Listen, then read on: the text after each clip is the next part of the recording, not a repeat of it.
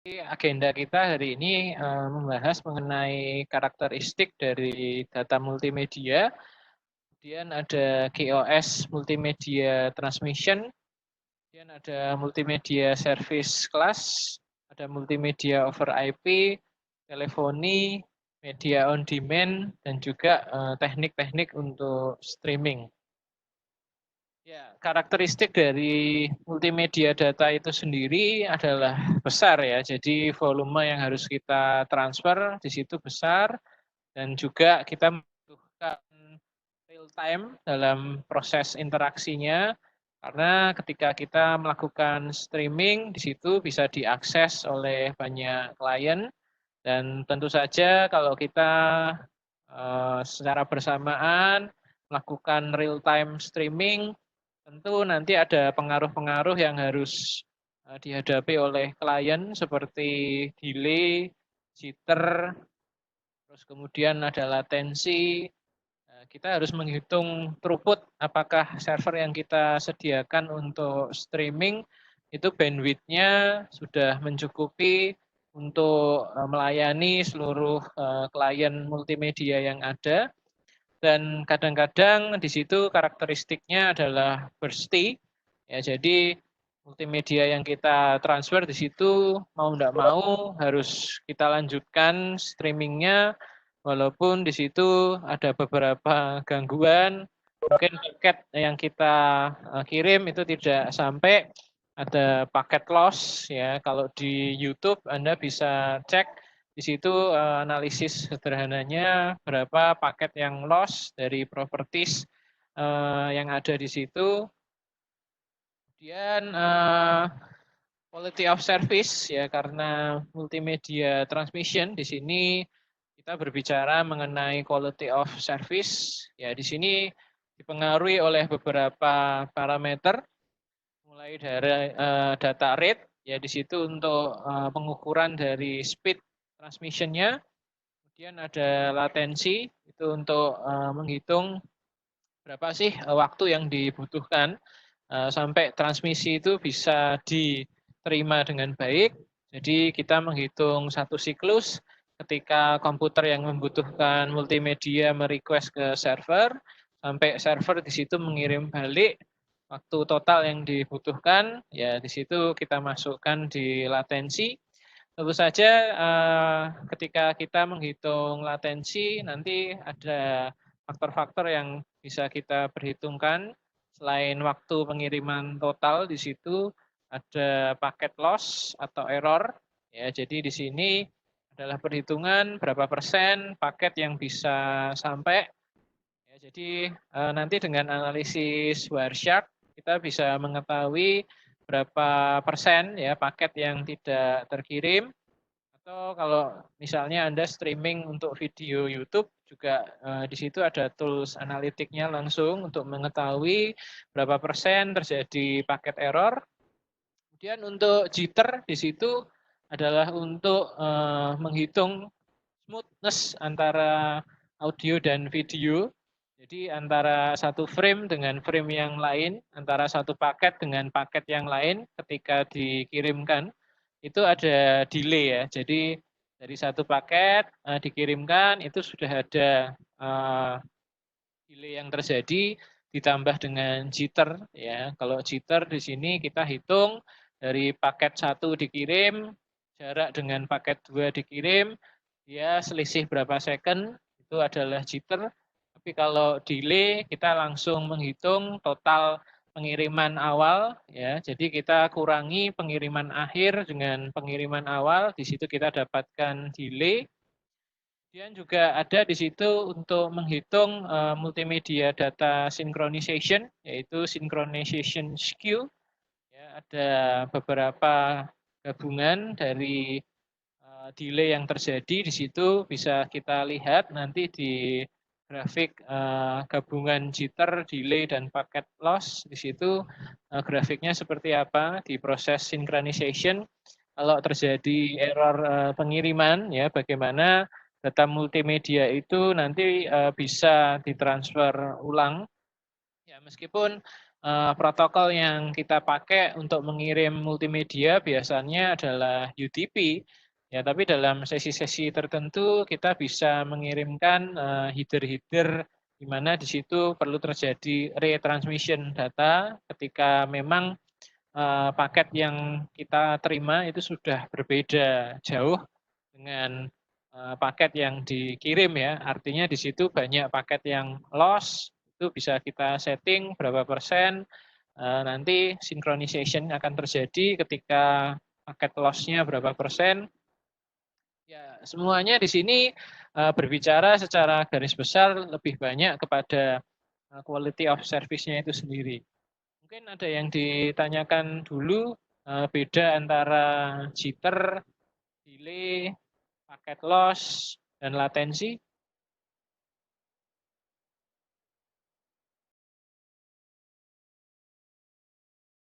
Apakah teman-teman sudah pernah menghitung delay, jitter, latensi secara real time atau dari paket seperti ketika kita mengirim TCP atau ketika kita mengirim UDP, kita analisis streamingnya ya menggunakan Wireshark.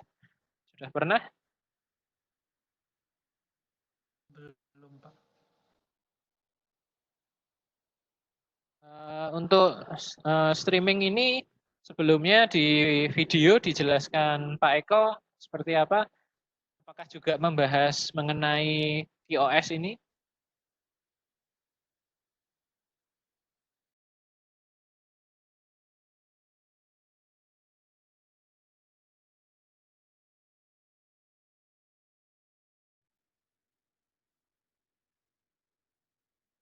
Di bagian chapter video yang dibahas apa?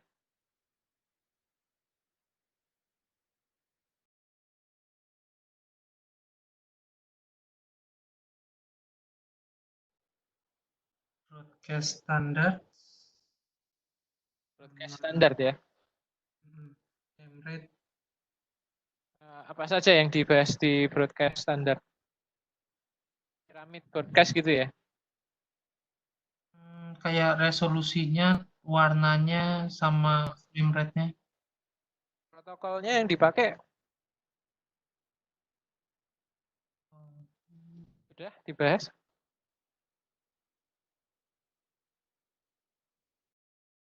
Ya nanti sambil jalan juga.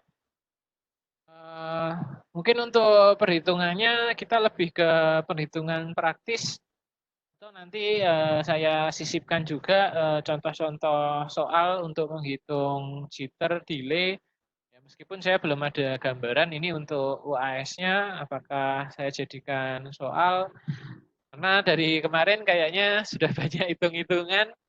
Ya, kalau multimedia ini kemarin saya lihat UTS-nya banyak ke teori ya. Jadi nanti kita coba lihatlah soalnya seperti apa.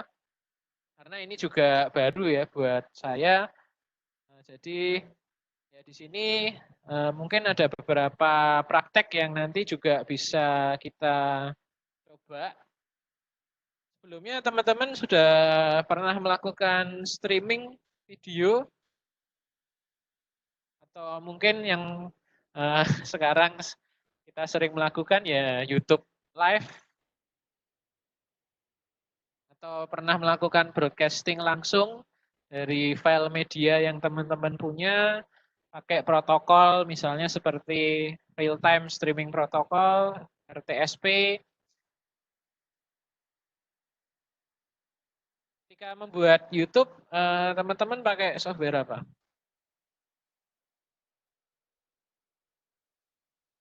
Saya Premiere Pro. Premiere. Premiere bisa langsung streaming di YouTube nggak? Oh, streaming belum, Pak? Tadi di record ya? Iya, Pak. Nah, teman-teman kalau mau langsung streaming pakai YouTube Live gitu, ada software-software seperti Open Broadcaster. Sudah pernah ya? Atau belum? Open Broadcaster Studio, sudah pernah pakai?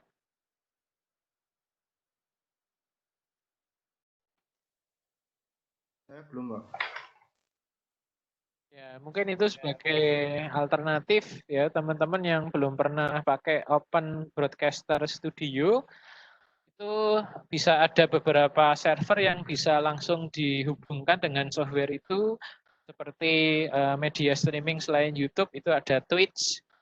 Mungkin ya jarang yang pakai ya, tapi YouTube juga sudah didukung, jadi kita tinggal memasukkan akun kita dan juga streaming key-nya di situ, sehingga nanti apa yang kita rekam di laptop ya selama terkoneksi ke server YouTube, di situ bisa kita jalankan secara real time langsung, atau juga atau teman-teman sudah pernah untuk di YouTube studionya klik yang live.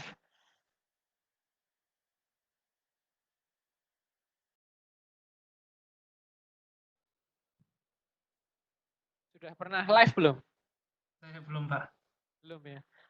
Ya, nanti bisa dicoba lah untuk tugas-tugas yang lain. Ya, saya kali ini juga enggak ngasih tugas juga, meskipun ya sebetulnya banyak yang bisa kita coba. Jadi saya menekankan ke teman-teman lebih kepada untuk mencoba nanti beberapa teknik untuk streaming multimedia.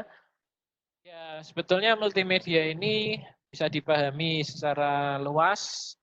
Mungkin yang diajarkan di materi kuliah ini ya hanya kepada dasar-dasar untuk teks, audio, teks. Sebetulnya kalau di kampus lain materi multimedia ini sudah tidak menjadi materi core ya dari computer science, atau karena memang di computer science diarahkannya ke pemrograman multimedia itu sendiri.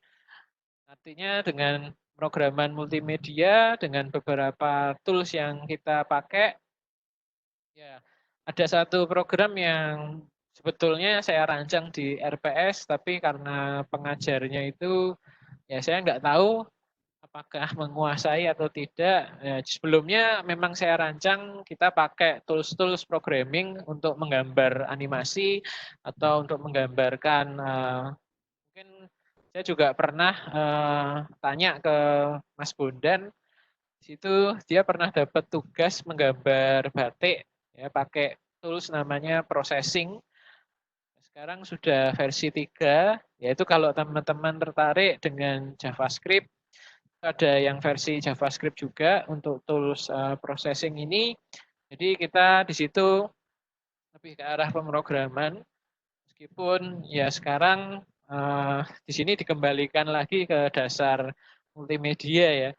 Dan juga di beberapa kampus memang di situ membahas mengenai aplikasi utama computer vision atau artificial intelligence ya di dalam penggunaan multimedia. Karena secara advance-nya untuk tools-tools yang kita pakai ya mungkin sebelum Meet ini pernah coba juga tools-tools untuk editing video, editing audio, ya mungkin menormalisasi suara yang kurang keras di dalam video, atau menghilangkan background sound yang mungkin kurang baik. Ya, kalau selama saya kuliah dulu ya kita memang having fun, jadi lebih kepada tugasnya adalah membuat kreasi dari multimedia. Ya, sekarang saya mencari form yang baru. Apakah bisa kita dekati dari sisi jaringan atau dari sisi programming itu sendiri ya di dalam kita mentransmisikan multimedia ya, karena penting juga ya di dalam multimedia itu kita mengetahui bagaimana di video itu tidak semuanya ditransmisikan. Anda mungkin mempelajari di proses kompresi itu sendiri ketika Anda mentransfer image dengan background yang misalnya semuanya biru. Apakah saya perlu mentransfer misalnya kalau gambarnya 24 kali 24 pixel dengan background biru, apakah saya perlu melakukan repetisi selama 24 pixel itu saya transfer keseluruhan RGB dari warna biru, atau saya cukup sekali mendeklarasikannya di pixel pertama, kemudian saya repeat di pixel-pixel yang lain. Ya, dengan kompresi kita bisa melakukan itu ya. Jadi bagaimana kita bisa mengulang repetitif ya secara statistik pixel-pixel yang sering muncul di gambar itu bisa saya jadikan satu pixel dan kemudian pixel yang selanjutnya itu menyimpan dari berapa pixel vektor biru atau pixel biru itu nanti akan terjadi. Misalnya kalau tadi full background biru ya 24-nya kita setting di informasi pixel kedua itu ada informasi selama 24 pixel nanti akan kita transmisikan warna biru ya.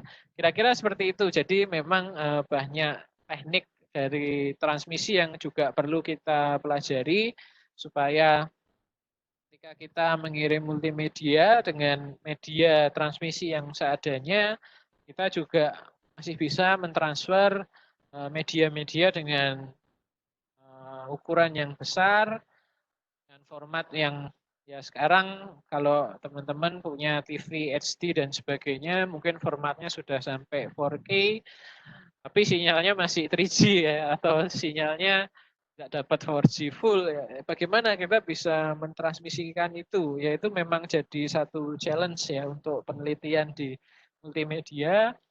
Bagaimana di video kita bisa tadi ada keyframe ya kalau teman-teman sudah pernah nyoba Macromedia atau Adobe Flash ya?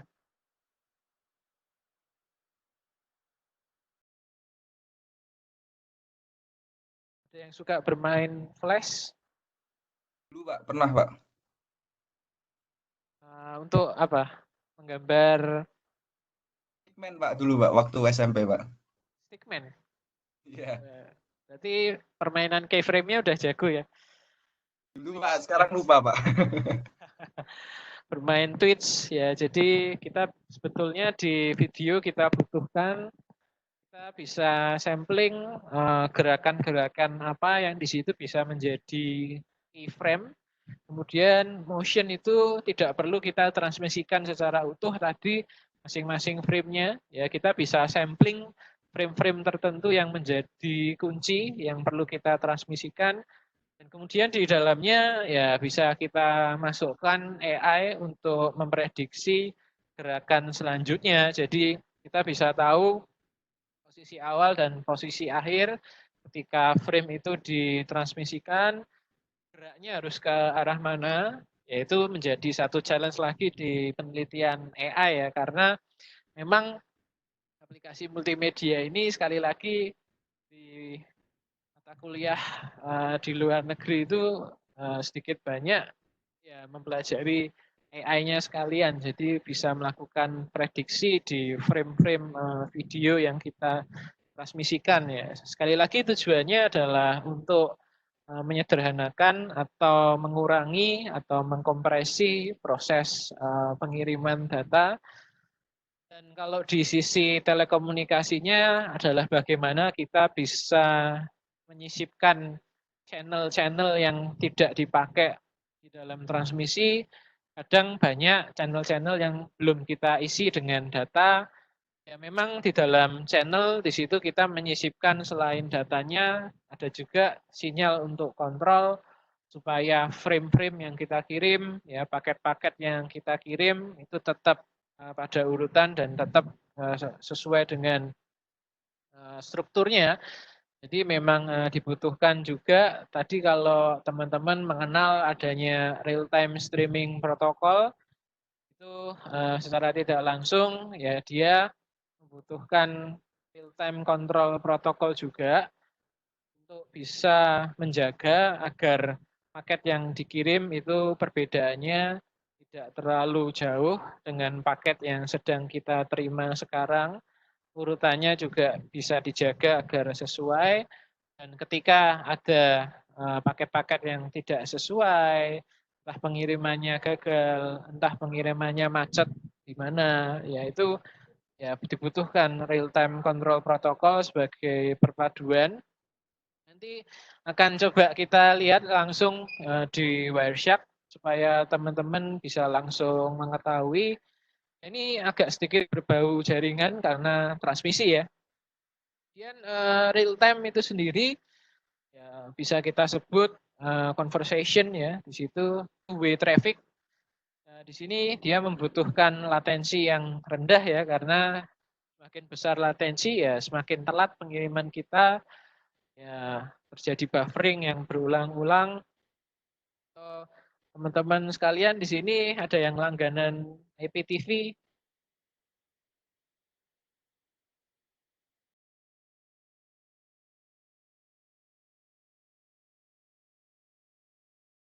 Ada yang langganan server IPTV. Saya tidak, Pak. Enggak, Pak. Tidak ya. Nonton aja langsung ya dari browser ya. Ya gimana kebiasaannya sekarang kan ya mungkin IPTV sudah mulai ditinggalkan ya untuk channel-channel premium, atau masih ada yang suka mencari channel-channel free yang di sharing orang. Mungkin teman-teman pernah nyoba situs fastebin.com. Itu kadang di-share link-link IPTV gratisan, ya namanya gratisan, kita nggak tahu dari negara apa. Itu kalau playlistnya dibuka pakai VLC, ya nanti kita cobalah bermain VLC ya di sini. Dan kalau waktunya di sini cukup, kita mungkin bisa streaming seolah-olah. Tapi sekali lagi ini saya cuma punya satu virtual box, jadi saya tidak bisa memisahkan antara satu server dengan beberapa klien yang melakukan streaming. Sebetulnya ini cukup menarik nanti kalau kita coba kita tingkatkan jumlah klien yang menikmati layanan streaming ini. Jitter tadi, delay itu apakah bertambah atau tidak, itu bisa kita analisis sebetulnya. Tapi kalau ya, komputer kita streaming 8 klien dengan IP yang sama, untuk memfilternya saya rasa itu nggak susah ya. Jadi memang dibutuhkan ya virtual box, atau kalau sekarang ada Docker gitu ya, kita butuh tapi kalau kita pakai Docker nggak bisa pakai GUI ya. Jadi ya di sini memang kita butuh GUI virtual ya untuk bisa mencoba kita streaming misalnya 8 klien. Nah, itu sangat berat sekali lah. Nanti kita coba satu klien aja. Kita lihat efeknya kalau di streaming dari beberapa klien itu apakah kualitas dari pengiriman berkurang ya. Kita lihat di Wireshark, kita tap secara langsung. Ini sekali lagi kalau waktunya memungkinkan ada beberapa software yang memang teman-teman bisa dicoba di situ. Seperti kalau teman-teman punya IP Cam ya, punya security cam, di situ misalnya langsung dimasukkan 8 channel kamera ke dalam satu monitor. Ya, kita akan melihat efeknya seperti apa kalau kita streaming langsung dari 2 titik, 8 titik. Atau mungkin yang lebih suka di simulasi, mungkin di mata kuliah pernah diajar Pak Agus yang NS2.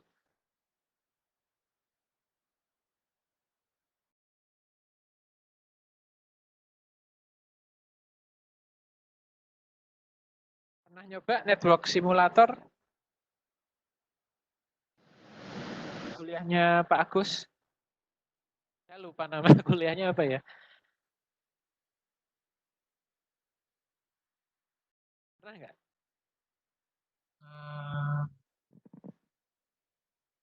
Seperti Cisco ya. Ya bukan Cisco. Kalau Cisco kan kita protokolnya kita tapping pakai Wireshark itu bisa. Kalau NS2 ya kita generate paketnya dari langsung kita program ya. Mengirim IP atau mengirim data apa, di situ kita langsung tentukan di program protokol apa yang kita kirim. Kalau packet tracer kan kita pakai aplikasinya langsung, artinya itu memang seperti paket yang kita kirim di realnya ya. Meskipun paket yang kita kirim ya protokol-protokol routing, protokol-protokol switching. Ya kalau di NS2 ini layer paket yang kita kirim itu bisa jadi tidak seperti paket yang lengkap ya. Artinya karena di-generate dari program, yaitu lebih kepada nanti kita menghitung tadi ya, misalnya quality of service atau jarak pengiriman. Ya juga bisa didesain untuk kita melihat range dari WiFi yang kita coba. Ya jadi untuk IoT dan sebagainya itu bisa dipakai NS2. Tapi di multimedia ini ya tidak perlu kita coba. So, kalau teman-teman penasaran, di Cisco itu selain packet tracer juga disediakan FIRL. Jadi itu seperti routing lab, tapi dengan fitur ya di situ kita bisa tap, kita bisa setting ya di packet tracer bisa juga disetting delay, latensi, ya itu bisa disetting. Tapi memang dia lebih ke routing ya. Jadi memang kita tidak tap di beberapa jenis application layer ya. Kalau di RTSP atau di RTCP ini kan termasuk salah satu application layer yang kita monitor ya di sini. Kemudian selain itu real time ya ada juga priority data di dalam two-way traffic. Itu juga kita butuhkan mana data-data yang kita butuhkan itu perlu sampai tepat pada waktunya. Jadi kadang di jaringan jalur data itu sama jalur VoIP. Kalau teman-teman ada yang pernah bikin server VoIP, dulu ketika saya kerja praktek itu membuat server VoIP menggunakan Asterix ya. Jadi di situ bisa kita pilih protokol yang kita pakai untuk telefoninya, mulai dari protokol yang paling umum G365 sampai protokol-protokol yang khusus ya seperti G11 atau G serian 10 ya yang bisa kita memang kalau untuk mencoba protokol yang dikompresi dengan teknik yang baik tapi suaranya masih seperti aslinya itu protokolnya berbayar. Jadi kalau teman-teman melihat di protokol teleponi itu nanti teman-teman bisa pakai, bisa coba G11 itu hanya satu jalur. Jadi kalau mau 2 jalur telepon dikompresi pakai G11 ya itu harus bayar ya. Jadi memang ada protokol-protokol tertentu. Jadi yang dibeli di multimedia transmission ini adalah sebetulnya teknik kompresinya ya atau teknik memanipulasi bandwidth dan juga ya di 5G kan bagaimana nanti channel-channel itu kita mainkan secara statistik ya. Bagaimana channel-channel itu nantinya bisa mengirim data dengan tadi ya channel yang masih kosong itu bisa diisi secara statistik, disisipkan paket-paket yang kita prediksi yaitu bisa mempercepat bandwidth, bisa ya kalau bandwidth nggak bisa dipercepat ya artinya di sini kita mempercepat speednya dengan beberapa teknik tadi. Kemudian untuk silver di situ ya kita ini tingkatannya ya. Jadi kelas multimedia itu bisa dibagi ini ada 5 ya. Jadi real time itu betul-betul harus bagus semuanya. Kalau di silver oke latensinya boleh tengah-tengah lah, jitternya juga boleh tengah-tengah. Kemudian di situ ada ordering itu tetap strict ya dan ada synchronization. Kemudian untuk one way traffic seperti streaming video atau two way traffic interaktif ya seperti internet atau VoIP tadi ya ketika kita melakukan teleponi melalui internet ya, di situ masuk yang silver ya sudah bisa sebetulnya tanpa perlu kita tingkatkan kualitasnya jadi priority atau real time ya. Dan untuk base effort background ini tidak dibutuhkan real time ya ini untuk proses download yang teman-teman sering lakukan ya download film, download data dan sebagainya. Meskipun kalau teman-teman pakai internet download manager lah itu teknik channel yang dicari untuk menerima source dari file yang ada itu yang bisa dibeli juga ya artinya teman-teman nyari IDM di Linux versi open source-nya, mungkin yang bisa menyaingi cuma Extreme ya. Sudah pernah nyoba Extreme Download Manager ya. Kalau di Linux, saya rasa itu yang bisa menyaingi IDM ya. Tapi untuk resumability-nya di Extreme itu enggak ada ya. Jadi kalau download ya cukup di base effort. Kemudian kalau yang bronze itu tidak ada garansi apakah paketnya diterima atau tidak. Ya, yang penting saya ngirim gitu ya. Selain itu, di sini kita juga membahas ini speed requirement-nya dari masing-masing aplikasi yang kita pakai, mulai dari telepon itu 16 kbps. Sebetulnya kualitas suara manusia ya minimal membutuhkan 8 kbps. Kalau di situ bolak-balik ya hitung aja di situ kali 2 8-nya. Dan audio conferencing di situ membutuhkan speed requirement yang lebih tinggi ya daripada teleponi. Ya, karena di situ ada beberapa komponen yang dimasukkan juga selain suara manusia, ada band-band yang lain yang harus dimasukkan dari musik yang ada background sound yang ditambahkan di situ. Kemudian ini CD quality audio untuk teman-teman yang biasa menikmati kualitas CD atau FLAC. Mungkin kalau mendengarkan MP3 yang cuma 92 atau 128 kbps ya mungkin telinganya sakit ya. Karena ada yang di sini suka musik yang audiofil, artinya teman-teman bisa menikmati seluruh instrumen tanpa terkompresi, bisa mendengar pianonya, bisa mendengar bassnya tanpa suaranya itu bertabrakan, yaitu ya kita butuhkan speed yang lebih tinggi ya. Kemudian ada lagi digital music untuk quality of service-nya itu sendiri antara 64 sampai 640 ya tergantung kualitas musik yang di streaming. Atau ada yang pernah mungkin menikmati siaran radio internasional pakai aplikasi TuneIn ya di situ teman-teman bisa menikmati kalau bosen style-style musik yang ada di Indo sangat banyak sekali siaran radio internasional ya yang bisa kita dengarkan di aplikasi ya gratis ya untuk TuneIn itu. Tapi di Android sekarang mungkin aplikasinya bukan TuneIn ya itu zaman dulu. Kalau di Android TV masih TuneIn. Kemudian ada juga di situ untuk video ini mulai dari jenis protokol dengan kompresi yang paling rendah yaitu 261 yang teman-teman standar pakai biasanya adalah H264 ya tergantung resolusi yang dikirim di video tersebut ya di situ akan mempengaruhi speed requirement-nya. Ya, HDTV di situ ya bisa dilihat speed requirement-nya ternyata sampai lebih dari 1 giga ya tanpa teman-teman sadari di sini. Ya, saya rasa kalau di Indonesia menikmati HDTV yang unkompres itu sangat jarang ya. Pasti HDTV-nya itu sudah dikompres ya. Sehingga lebih cocok dengan bandwidth yang dilanggan ya oleh teman-teman sekalian. Mungkin ada MP4 video on demand. Ya, yang pernah langganan IPTV itu selain kita punya channel-channel seperti Fox atau HBO ya yang sering dilihat, itu ada juga channel-channel movie ya atau channel-channel TV series.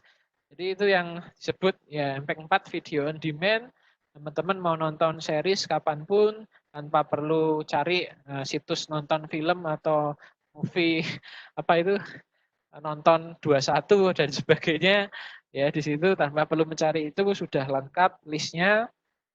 Ya ini saya enggak promosi tapi kalau langganan server IPTV itu cuma sekitar 50 sampai 80 ribu satu bulannya. Ya dengan tadi fitur-fitur selain IPTV juga ada video on demand. Ya kemarin saya cukup menarik mendengarkan ada prospek bisnis yang di zaman pandemi ini bisa kita lirik sedikit gitu ya. Teman-teman bisa jualan di zaman ini. Ada yang pakai STB atau setup box, atau yang pengen punya smart TV, tidak kesampaian, beli Android TV box. Ada yang punya?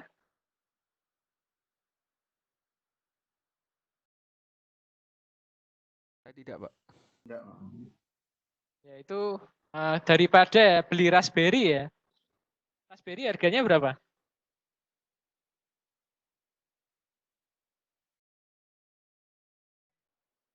Raspberry yang versi 2 atau versi 3 harganya berapa sekarang?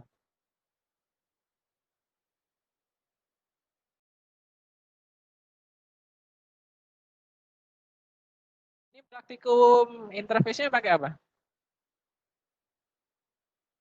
Arduino ya? Arduino, Pak. Pakainya apa? Simulasi atau? Pak. Oh. Ya, Pak, simulasi, Pak. Ya. Jadi kalau teman-teman sebetulnya kalau untuk TA butuhnya itu lebih ke PC-nya, bukan ke ditempelin apa ya istilahnya. Kalau Raspberry itu kan kita membuka banyak port input output ya. Tapi kalau teman-teman tidak membutuhkan, tapi cuma butuh komputasi yang lebih kecil aja, butuh PC yang lebih kecil, ya daripada beli Raspberry 500.000, mending beli set-top box ya. Itu yang bekas itu 100.000, yang baru 200.000. Itu akan relatif lebih murah daripada kalau kita beli Raspberry. Ya tergantung komputasi yang dilakukan seperti apa.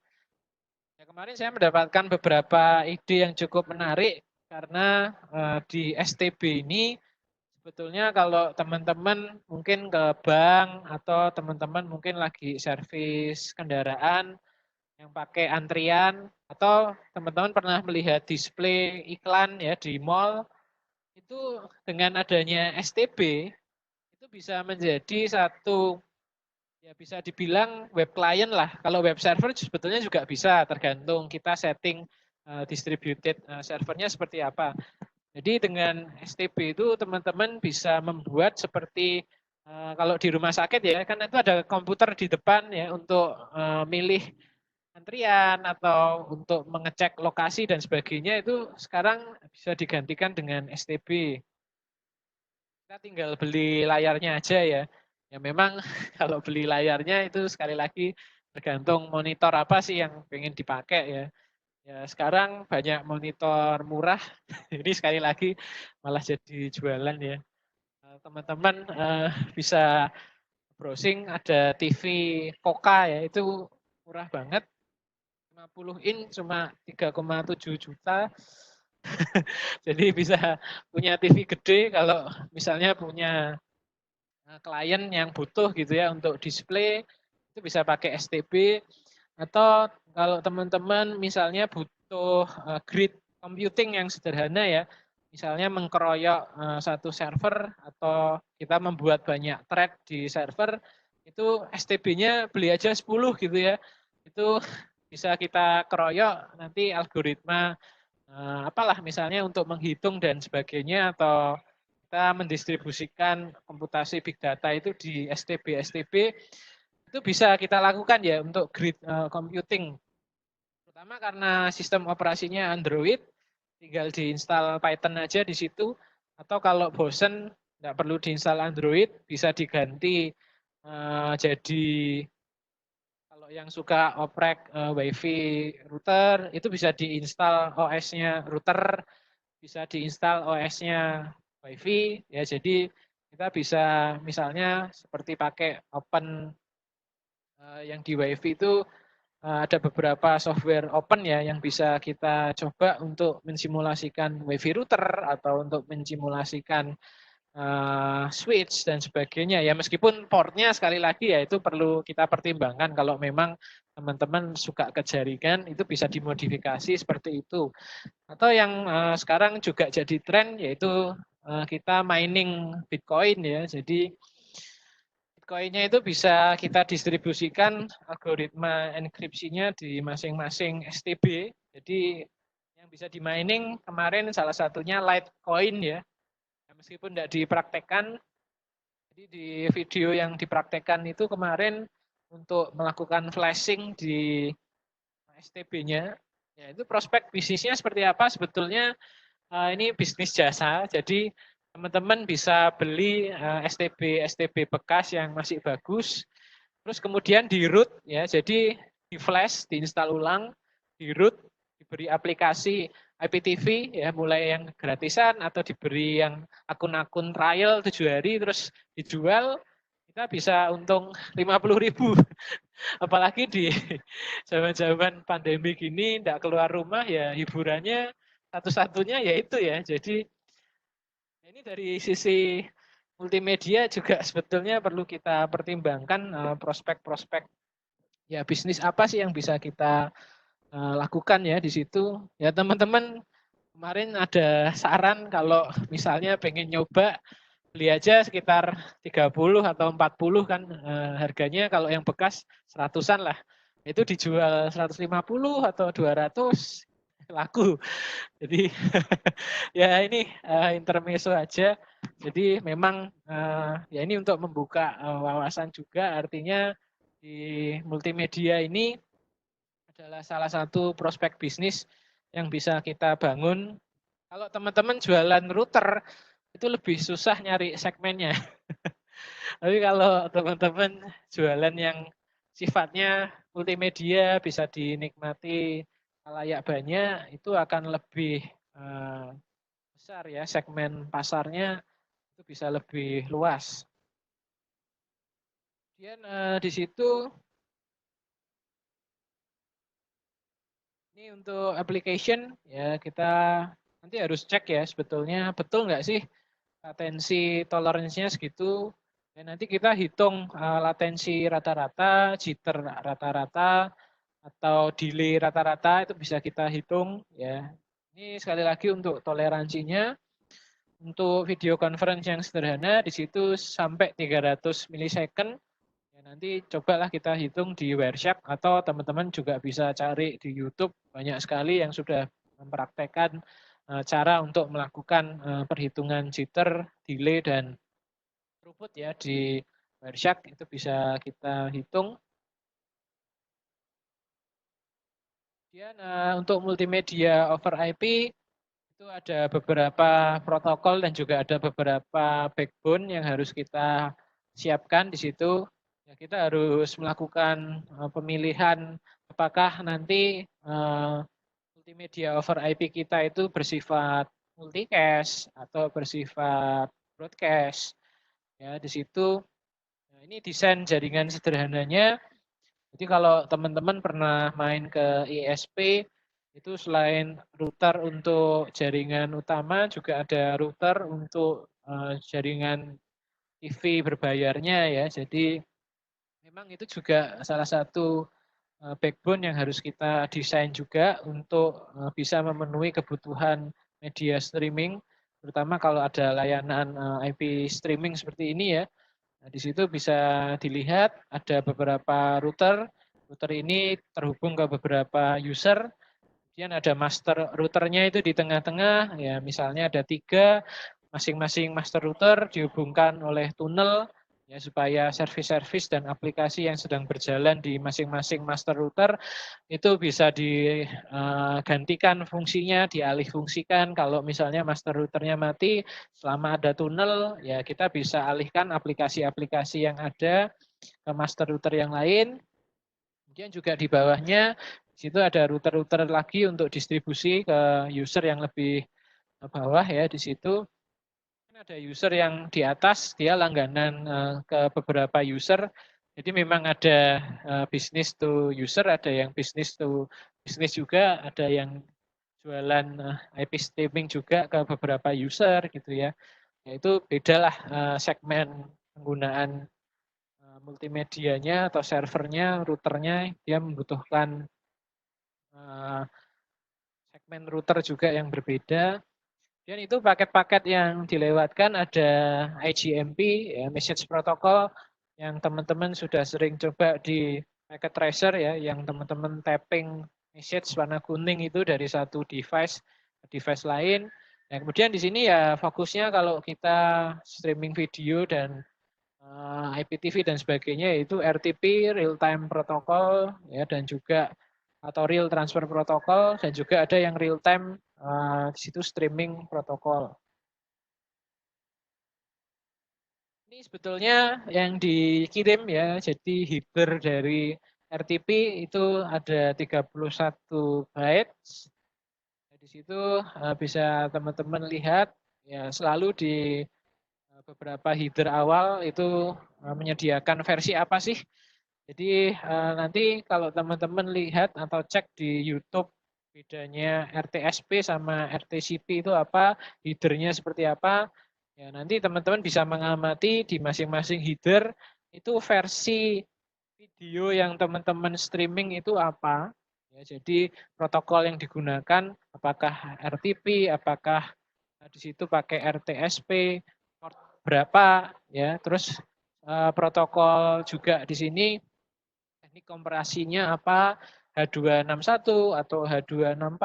Ya, di situ semua informasi itu akan dimasukkan untuk supaya kita mengetahui ya sekarang sedang terjadi streaming dengan protokol apa. Kemudian juga ada check and recheck-nya di situ, CSRC, ya, ada payload type, ada sequence number-nya, ya. Kemudian ada timestamp, synchronization source-nya, ada contributing source-nya di situ, ya. Jadi di sini lengkap ya paket yang ada di RTP header seperti itu, dan ini disederhanakan ya, untuk layer-layernya selain panjangnya segitu ya di masing-masing paket yang ada di bawahnya lagi. Jadi totalnya ya 31 itu untuk informasi, 31 untuk timestamp, 31 untuk synchronization, 31 untuk contributing source-nya. Ya. Jadi memang di situ titik-titik ya, tergantung teman-teman melakukan streaming dengan tipe apa, seberapa besar. Dan ini contoh two-way handshake dari RTSP. Ya, di sini masing-masing sama. Jadi ada beberapa komen yang harus kita kirim. Ini yang kalau teman-teman lihat di HTTP itu post atau get ya, atau put ya, atau kita mendapatkan HTTP oke. Ya ini adalah seperti komen-komen ya yang dikirim supaya terjalin satu streaming di antara dua pihak yang melakukan streaming juga kliennya ya. Jadi di situ klien pertama kali itu melakukan get request, kemudian dia mendapatkan response. Get request ini adalah untuk di sini menginisiasi apakah saya boleh ya melakukan request video dari satu server. Kemudian option tadi di situ banyak opsi yang bisa dipilih ya. Nanti kita lihat di VLC itu bisa streaming file, bisa streaming langsung media source dari HTTP dan sebagainya, atau pakai RTSP dan sebagainya. Optionnya banyak, teman-teman bisa pilih. Kemudian juga bisa dilakukan setup di situ ya, ketika option itu sudah disetujui, maka di situ mengirim komen untuk melakukan setup supaya media servernya itu bisa matching tadi apa yang diminta oleh klien, di situ bisa disediakan dengan format tertentu ya, karena media server itu harus mendukung banyak jenis transaksi atau banyak jenis layanan streaming, tipe-tipe layanan streaming yang bisa dilayani ya, supaya bisa melayani banyak user dengan berbagai macam request, baik dari tipe yang berupa TCP atau yang berupa UDP, semuanya bisa dilayani. Kemudian ya ini kalau ada komen untuk play ya, jadi supaya paket itu bisa dimainkan. Memang ketika paket itu di play, nanti ketika ada user yang lain, ya paket play-nya itu berbeda karena dimulainya juga berbeda. Ya, jadi tergantung request dari user, dia play di waktu kapan ya user lain mungkin play dengan waktu yang berbeda, nanti akan dikirimkan ya di situ RTP baik audio maupun video. Dan di situ ada sinyal kontrol yaitu RTCP supaya memastikan apakah paket yang saya kirim dan saya terima itu sudah cocok. Kalau tidak cocok ya di situ ada beberapa request yang digunakan untuk memaksa media servernya ini reinisialisasi lagi atau sudah kita relakan saja yang hilang di situ kita streamingkan, kita lanjutkan. Jadi mungkin teman-teman juga sering alami kalau sering streaming atau buffering ya. Ya ada yang sifatnya di situ melanjutkan dari segmen paling akhir, tapi ada juga yang ya skip aja. Jadi apa yang jadi terjadi ya selama buffering kita tidak tahu. Ada juga yang memaksa selama buffering itu tetap harus dikirim ulang. Nah, itu tugasnya si RTCP. Kemudian untuk pause ya video bisa di pause juga. Ini sama ada komennya atau teardown ya. Kita close connection kita ya ke media server. Ya, media server berhak melepaskan resource-nya yang tadi melayani user ya sekarang kita bebaskan ya mungkin untuk melayani user yang lain. Jadi di sini juga kita bisa lihat ini kalau untuk teleponi ini protokol-protokol yang terlibat ya. Jadi audio video sama. Yang membedakan ya kompresinya ya. Kalau di teleponi ini dia pakai H323 itu untuk protokol ya masih protokol asli atau protokol SIP, sound IP gitu ya. Sound Internet Protocol atau di situ untuk layer aplikasi yang lain ya membutuhkan ini RTP, RTCP, RSVP, ya RTSP.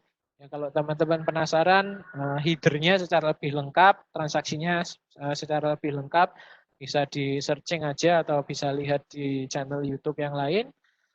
Terus ada transport layer ya karena kita di situ tadi bermain kontrol protokol. Itu pasti pakai TCP ya. Ya selain itu pakainya UDP atau masih bisa disetting semuanya lewat TCP atau mau semuanya lewat UDP ya. TCP-nya kapan dipakai lagi itu yang mengatur RTCP-nya. Kemudian network layer ada IP multicast ini diperhatikan. Jadi jenis klien kita seperti apa yang merequest streaming harus kita kirim ke semuanya. Ya, jenis klien seperti apa sih yang merequest layanan streaming tersebut ya. Kita harus memperhatikan. Kemudian data link dan physical ya ini yang terlibat secara per layer kita lihat ya. Ya kalau RTP, RTCP itu sebagai bagian dari application ya. Itu bisa teman-teman lihat kalau di OC ya juga termasuk ke presentation ya karena ada yang di situ sifatnya untuk mengkontrol headernya, ada yang sifatnya isi dari payloadnya ya atau isi informasi tipe media streaming apa yang dikirim. Kemudian ya ini kalau kita pakai SIP ya ini teman-teman bisa install tadi SIP server yang open source Asterix ya namanya. Di software Asterix itu kalau teman-teman punya VoIP converter itu bisa teman-teman juga lakukan. Jadi kalau teman-teman punya telepon analog, ini kalau suka iseng ya bisa beli tadi converter dari analog ke versi IP. Ya, jadi telepon teman-teman di rumah itu kalau dikasih konverter ya, jadi konverternya itu nanti isinya ya kabel telepon sama kabelan gitu ya, dicolokkan di situ. Nah, nanti bisa teman-teman telepon dari kos-kosan atau bisa teman-teman telepon dari kampus misalnya ya. Jadi ngangkatnya pakai telepon ya, tapi dialnya itu dial ke servernya SIP. Jadi syaratnya ada dua ya. Kita harus beli analog to IP converter dan juga server Asterix-nya itu harus disetting ya. Supaya nanti di situ dia mentransfer nomor telepon yang ada, ya nomor telepon yang didaftarkan sebagai IP teleponi. Jadi nanti kalau IP publik dari ISP teman-teman itu bisa diakses dari luar. Ya, meskipun random, enggak apa-apa lah kita setting dengan dynamic DNS atau dan dengan alamat-alamat tertentu bisa lah ya. Jadi kita bisa akses alamat servernya di luar, kemudian di situ ya lebih baik pakai IP publik ya, tapi ya tidak menutup kemungkinan kalau mau dipakai di situ teman-teman bisa pakai ROC ya sebagai alternatif. Ya, selama servernya nyala, ya DNS-nya kan tidak berubah ya, alamat domainnya tetap itu. Itu bisa dicoba ya kalau suka iseng, misalnya pengen telepon di rumah ya, atau mungkin pengen telepon orang tua di rumah ya. Kalau udah pas megang HP ya pakai telepon gagang itu bisa ya. Itu tadi secara garis besar. Jadi yang harus kita siapkan di server teleponi ini ada proxy. Jadi tadi server SIP itu bisa kita sebut proxy server. Proxy server ini bisa terhubung dengan beberapa proxy server yang lain. Ya, artinya kita bisa punya banyak asterisk server. Kemudian ya di situ kita butuh redirect dan location server untuk menerjemahkan tadi DNS-nya. Ya, dan juga di situ kalau proxy servernya ada beberapa, itu perlu diinstal asterisk management. Jadi selain asterisk server itu ada asterisk management. Dia tugasnya sebagai redirect dan juga location server sekaligus bisa. Tapi kalau mau dipisah itu juga bisa. Nanti location itu untuk memilih ya proxy server yang mana, kemudian cara redirectnya seperti apa, itu juga diatur di asterisk management. Jadi ada 2 server ya yang bisa diinstal. Kalau dulu waktu saya kerja praktek itu install semuanya di satu server, jadi ada location, redirect, sama proxy server. Ya, ada 3 yang saya install di satu server. Ya enggak apa karena di situ saya cari kemudahan gitu ya. Kemudian ini untuk media on demand, untuk multimedia network di situ. Ya ini tadi yang sudah saya singgung ada set-top box ya di situ. Nah, seperti Android pada umumnya dengan harga yang murah itu bisa dijadikan processing unit. Jadi untuk display ya atau audio video unit. Atau yang suka karaoke ya diinstal Wishing aja atau diinstal apa itu yang untuk karaoke. Nanti diinstal di set-top box, terus beli mic Bluetooth, nah, sudah jadi ya. Atau beli headset Bluetooth lah.